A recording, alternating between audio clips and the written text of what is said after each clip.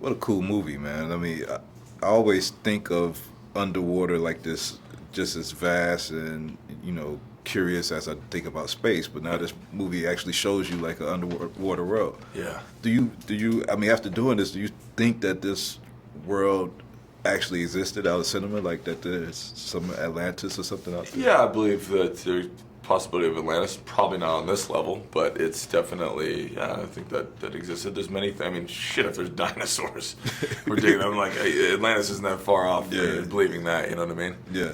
And how does like your Pacific Islander background, like when you talk about the gods of the sea and stuff that's in your folklore and stuff, like how does that relate to Aquaman? Is there anybody that's like on that parallel to Aquaman? Yeah, no, because I mean it's like Poseidon. Our gods are like Poseidon, Honolulu, Maui. All these guys are larger than life.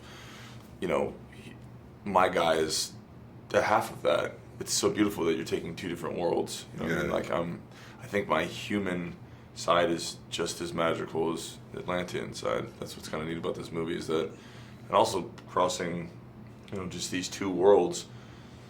It's neat to they both don't understand each other, but I mean I feel that's prevalent in our own society right now. And if we just took some time to think about what it's like for these people and what it's like for those people and make it one world, then we're breaking down a lot more doors and walls. Yeah, caring about each other. So there's a lot of little themes that I dig about this movie, man.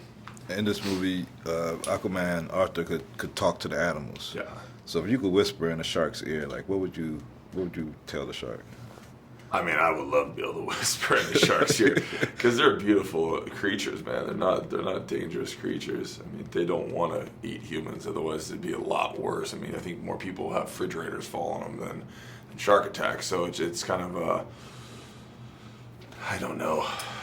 I'm not sure what I'd whisper in them, but I'd probably use them as my own little weapon.